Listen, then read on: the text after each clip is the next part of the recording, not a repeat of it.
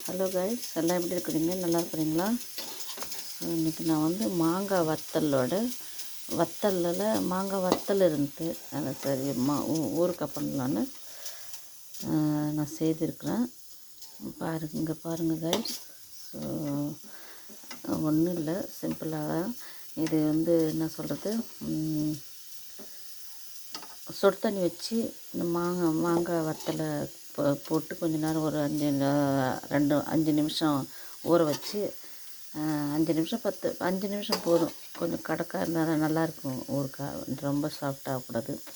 So கடக்காக இருக்குது. இப்போ கொஞ்சம் 5 நிமிஷம் ஊற வச்சு சுடு தண்ணியில் அதை வடிகட்டிட்டு அது பிறகு எண்ணெய் ஊற்றி கடுகு போட்டு காய வச்சு நல்லா கடுகு பொரிஞ்ச பிறகு அதில் வெறும் மிளகாத்தூள், ஒரு வெறும் மிளகாத்தூள் எடுத்து வச்சிடணும். அளவுக்கு ஏற்ற மாதிரி காரம் வேணும்னா அளவுக்கு ஏற்ற மாதிரி எடுத்துக்கோங்க. அப்புறம் என்னது, சர்சம்னா கடுகு, கொஞ்சம் சிறுங்கடுகு மாதிரி இருக்கும், அதை எடுத்துக்கோங்க. அதை கொஞ்சம் ஒரு ஸ்பூன் கிட்ட எடுத்து அதை வறுத்து அரைச்சிக்கோங்க. அப்புறம் மேத்தினா என்ன சொல்கிறது, அது பேர் வெந்தயம் ஒரு ஸ்பூன் கிட்ட வறுத்து அரைச்சிக்கோங்க. அந்த மிளகாத்தூள், வெந்தயத்தூள், அந்த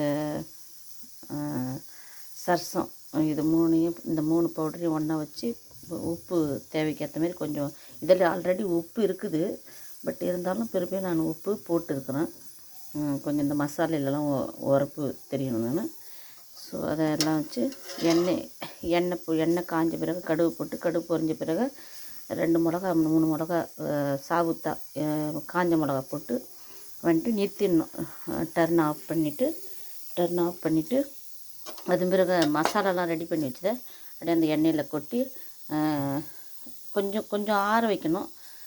பட் இதை டர்ன் ஆஃப் பண்ணிவிட்டு கொஞ்சம் ஒரு 2-3 நிமிஷம் எண்ணெய் கொஞ்சம் காஞ்ச பிறகு மசாலை கொட்ட கொஞ்சம் கிளறி அது பிறகு இந்த மாங்காய் வத்தல் பண்ணி வச்சுருக்கோம்ல, அதை எடுத்து இதில் கொட்டிட்டு நல்லா வதக்கிட்டு பாருங்க எல்லாம். அந்த இப்போ பாரு, மாங்காய் வத்தல் ஊறுகாய் ரெடி.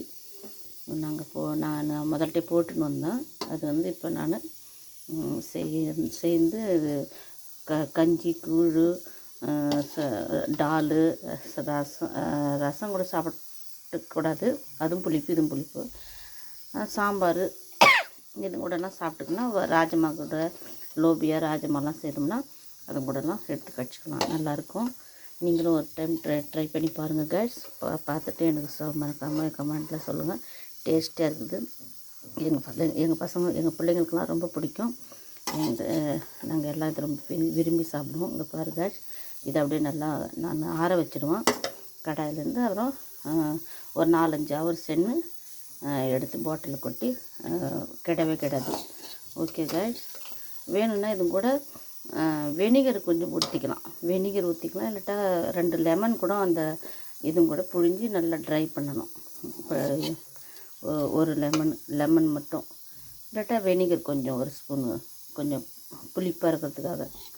இதே நல்லா தான் இருக்குது. சரி, உங்களுக்கு தேவைன்னா இன்னும் கொஞ்சம் கட்டாவாக பண்ணிக்கோங்க. ஓகே கைஸ், ஓகே, பிடிச்சிருந்தால் லைக் பண்ணுங்கள், ஷேர் பண்ணுங்கள், சப்ஸ்கிரைப் பண்ணுங்கள், மறக்காமல் என் சேனல் பாருங்கள். ஓகேவா? ஓகே கைஸ், பாய்.